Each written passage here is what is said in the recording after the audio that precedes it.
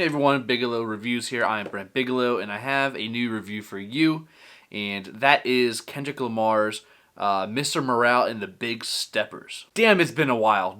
Kendrick Lamar has not released an album in a very, very long time, that being 2017 with his album titled Damn.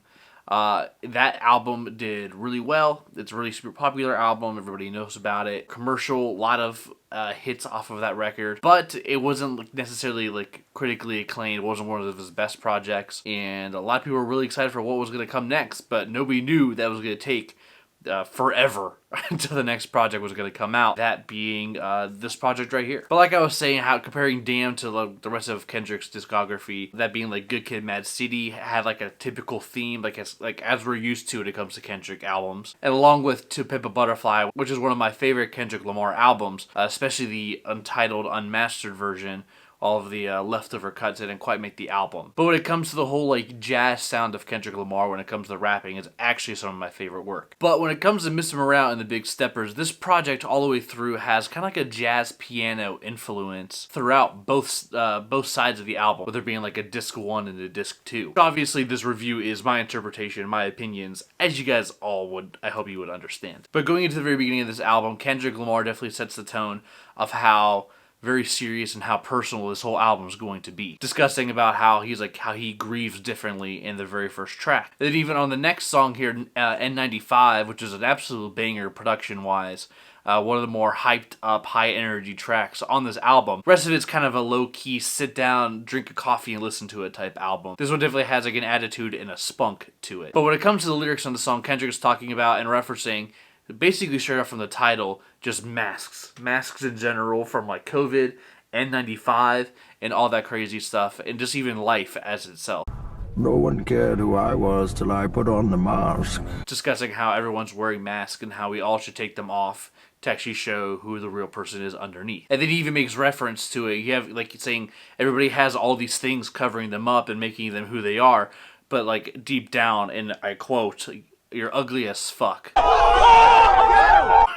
Is definitely his point of the song, is kind of breaking down humans as a whole with all of our material goods and such. On the next song on here, after N95, you have the song Worldwide Steppers, which when it comes to the actual lyrical topic on here, Kendrick kind of talks about some of the issues that he has going on in his life, especially how he's become a little more grounded with his partner Whitney, who he talks about throughout this entire project. But on the song, it's kind of a weird one, especially just the way the beat works with the boom boom boom boom. I really do enjoy the light piano work as well. That kind of adds this mysterious incognito feel to it, and it's almost kind of sinister. And then the beat switches into an MF Doom type thing. It's really eerie. I really like the majority of the production on this album, and I actually wish that he did a little bit more of the piano thing, because Kendrick just sounds great with just a solo piano, and he's rapping and talking about some real shit. It's really freaking good. But lyrically, Kendrick talks about how he's coping with all the issues in his life, with his past and everything, which we'll get into later on in this review.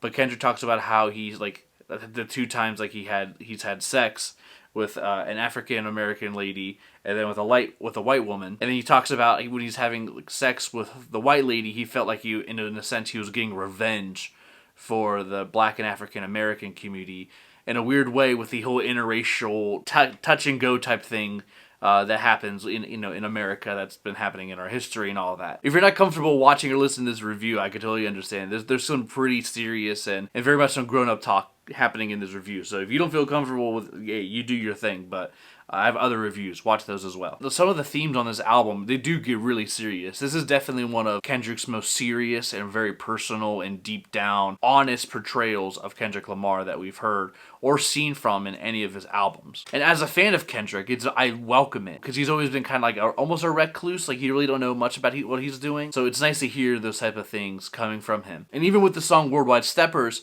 Kendrick Lamar starts to introduce this whole tap dance thing in between the songs. He's the big stepper. He's great at avoiding his pain, tiptoeing around the issues. And then the next song, Die Hard, he even talks about how he's I slide the pain away, I slide all these things away in his life. And then Kendrick Lamar even talks about, he's I hope you still find me as a good person, as he still keeps going through life without necessarily dealing with the problems that he has internally. But there's a really cool feature on here. I like the Blast feature on here. I think that's what his name is. BLXST. Great feature. I really like his performance on this song. Next song on here is Father Time. Not necessarily father time like the old man of Father Time, but literal father-son connection. So this song on here, he talks about how his father was kind of like a tough guy out there, and relates it to people in general, especially African Americans, I guess, according to the song. Fathers not being there and kids growing up, they have to grow like this like hard gangster life shell that kind of like hides the person inside of them. Because they didn't have that type of growing up and relationship around them, they feel the need to kind of like put on these chains and they get all these tattoos to kind of hide the insecurities of what their father didn't feel in their life. Which also leads to more trauma in Kendrick Lamar's life that we talk about in this album. This kind of leads into the intro and introduction to Kodak Black on this one, how he kind of juxtaposes not having a father when Kendrick did have a father, but wasn't the best. Following up Father Time, we have the song Rich Spirit, which Kendrick Lamar talks about how he's like financially rich, also rich in spirit, and he tries his best to stay away from his sex addiction that he seems to have. At least I kind of figure in like reading through and discussing everything with people, and that's kind of how I feel like he's going at this. At least, like I said, this is my interpretation. Even the song, he talks about how he's fasting, but he's like attractive, he's the hot shit out there right now, I guess, and then how he's trying to like combat all these women away, and how he's like rich in spirit and rich on life. And then on the next song, We Cry Together, is the phrase that they say, the chickens come home to roost. Gets in a verbal fight. The entire song is a verbal fight with his significant other about all the women he's been having sex with, how he's like cheating on her, and how he's sleeping around. And then the whole song is honestly amazing.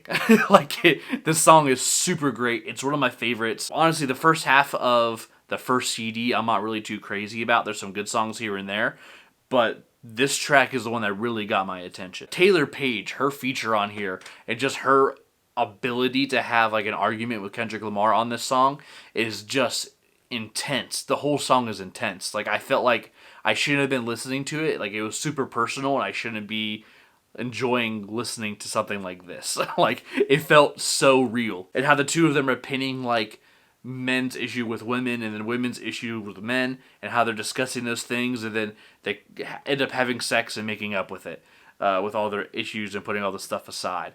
But the song is freaking amazing and super intense, and one of the wildest songs I've heard so far this year. But you can hear just like the raw energy, like Taylor's voice is cracking, Kendrick Lamar is upset. Taylor just owns him in this song. Like, her performance is so fantastic. The sound design in this as well, you just hear them just throwing plates at each other, just intense, man. And again, kind of falls back on the Father Time song, discussing Kendrick's father issues, his daddy issues, and now this is affecting his relationship. And now he's stuck in a toxic relationship that he can't necessarily get out of because he just doesn't know any better. And then the last song to end the first disc of the CD or album, I don't know. It's confusing to me. I don't understand why he did the format like this, but he does what he wants to do. On Purple Hearts, Kendrick Lamar talks about how he's rising above the situation and trying to counteract the bad things with his life. But at the same time, he doesn't trust other rappers out there. He just kind of keeps to himself, does his thing. And using his words, Kendrick Lamar is not in the music business. He's in the human business.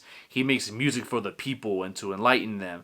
But at the same time, and later on in the album, he discusses like how artists and famous people in general are not your savior. They are not. If you're going to be looking for somebody like that, Kendrick Lamar would say, go find God, kind of a thing. I don't know. Like, it's one of the few issues I do have with this album. But that song does end side one of this project, and then we get into the flip side, which is, I believe, him working through his issues and like cutting those bad things off of his body and cutting them out of his life to become a better person. On the song Crown, which is the second track of the B-side, I'm gonna call it, of the album, Kendrick discusses the pros and cons of being in the situation that he is, saying that yeah, he's famous and everything, but he can't please everybody. He's the head that wears the crown is heavy, as you can see in the album cover. He's wearing a crown of thorns, and he's like, again, the whole God Savior complex, but he says he's not your savior. But he's saying, he's like, you can't please everybody. You just can't do it. In the song, he talks about how he wants alone time from somebody, but in that time of need, when he wants the alone time, that person might really need him, but he's not there. Does he do something for himself, or does he always stay around to help you out? And eventually he discusses how he's afraid to go away because if he goes away, people are going to stop playing his music. But if he keeps making music, people just start worshiping him and then again putting him on a pedestal, which isn't what he's supposed to do, which I guess excuses the reason why he didn't release an album for a long time between now and Damn. Again, like I said, it's a weird thing about this album. There's a lot of contradictions. But the production on this song with the piano is, again, like, it's just beautiful. Another favorite of mine is Silent Hill, which is like probably the next banger on this project, which has like a Baby Keem-like beat to it. It talks about how he's pushing away all of his problems, like, it sounds a little silly first time through, but like it really grows on you, pushing all these people off of him, like, But on this song, Kendrick's clearly doing his best Baby Keem impression. The beat sounds like it's a Baby Keem song because he produced it. I like the song a lot, but I kind of almost wish it was just Baby Keem. But again, he's talking about the fakes and the snakes. And then Kodak Black has a pretty decent feature on here. And he talks about, you know, like killing your enemies, like pew pew, you know, like it's super fun. It's an enjoyable song about like, you know, F the haters type of a vibe. Following that up is a Baby Keem interlude for the song Savior, which leads into the next song, Savior. Kendrick Lamar is saying that all these artists and these celebrities aren't your savior, saying like, Future told you to buy a money counter, but he's not your savior. LeBron James made you give him his flowers, but he's not your savior. They're not your savior, but you're allowed to enjoy their success. You can root them on, but don't put them on a pedestal because, like, we're all just people. We're all people that make mistakes. We all have our own personal beliefs that may not line up with you and I. So don't feel bad when somebody else lets you down because we're just human, and all humans make mistakes. I really do enjoy the second half of the album way more than I do the first half. Just some of the messaging and just, like, the stories that Kendrick talks about, like unloading his past and everything, is really impactful for me. One of my favorite songs, actually, coming up is Auntie's Diaries. When it first came out, the whole LGBTQ plus community was upset with how Kendrick Lamar was talking about in the song, using dead names, misidentifying people by gender, then also saying the F slur, which I understand. I totally get where they're coming from. But when you listen to the song and like really dig into it, you can hear that Kendrick's talking about it from a place of naivety. He's talking about it from when he was a child and when he was like a younger adult and before he mentally understood what it's like. Because things now are totally different, like 10, 15 years ago, the way people talked. I know that for a fact with people around me. I know how that, this way we talk about people in that community is different than how things are now. And the way that Kendrick Lamar talks about it, and I'm going to be quoting him in this review and talking about it, saying how his auntie is a man now, and how he like mentally was okay with it as a child because he's like, oh, my aunt just likes women. Like, that's just how that is. He's like, okay, cool, done. Like, he didn't really think much about it. And then if it wasn't for his aunt who was a man now, again, quoting his lyrics, Kendrick Lamar would probably never be a rapper. In the lyrics, he talks about how he saw his aunt write down his or her first line, his first rap lyric, and he's like, I really like that. He's like, he really gravitated towards that. And then again, he even talks about how Demetrius is Marianne now. He talks about how he stood up for his cousin, how the preacher man was coming after him and blaming all the world's issues on Demetrius or Marianne, however you want to look at it, and how he physically stood up. And you can hear the music just kind of like build and just like toughen up as Kendrick really like figures out his stance and his beliefs and everything on this song about, especially for that community. He's like, shouldn't we love thy neighbor and not necessarily cast those out who have sin? Because we all have sin, we all have problems, and everybody battles their certain things or certain ways. It's just his family. Family's family, and they're gonna love you regardless. But the one part on this song that I don't necessarily understand or find okay is the fact where he tries to connect his naivety to the white lady saying the N-word with him on stage in front of a bunch of people and try to connect how she was naive just as much as he was with his aunt who's a man now. I don't know. I don't necessarily see those lines. I don't quite get it because it's two different situations. When I first started listening to the song, I just found it absolutely beautiful, just the way he does talk about it in such like a pure, honest way, almost like as a child would. Then following Auntie's Diary, you have the song Mr. Morale. Kendrick Lamar discusses how his mother was sexually abused when he was like 5 years old. It kind of frames that up with how R. Kelly and Oprah both faced sexual assault issues and sexual abuse when they were younger, and how those two things shaped those people. And we all know how R. Kelly went, and we also all know how Oprah is doing and how successful she is and how R. Kelly is going through things and how situations like this affect people, which kind of sets up and tees up for the next song, Mother I Sober. And on that song, Kendrick Lamar discusses how he's releasing his whole family from all the burdens of and trials that shaped him into the person he is now, saying that his mother's sexual abuse, his father's lack of being a great father affected him in the sense that he now has like an odd sex addiction, or he has these personal problems where he buries himself deep in his material goods, and how he has this like gangster persona and how he kind of like copes with those things. But in the song, he releases himself from all of those things. He cuts himself off. The music builds, and it's a very dramatic and grand piece of music. And he's like, I release this from my family's lineage. I release this from myself. I release this from my kids. I release it from my mother. I release it from everybody. And how...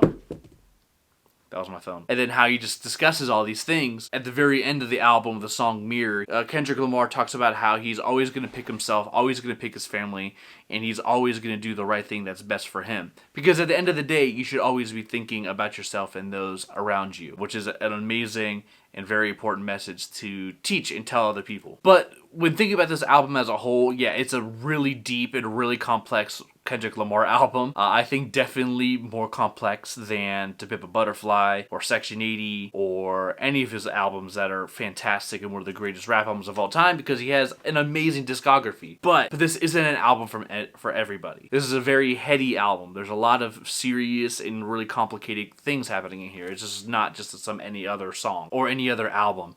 This is basically, with the appearance of Eckhart on here, is basically like a therapy session done onto a record. I feel privileged as a music listener and as a fan to hear him discuss all of his issues with his life and how he's dealing with everything. But at the same time, it makes for a rather odd listen and a really complicated record. Not saying that an album being complicated is good, but it just makes things a little muddled and kind of just filled with weird parts. But that leads me to the score. I really like this project. I do. There's some songs in here I really enjoy. Some of them that kind of go over my head.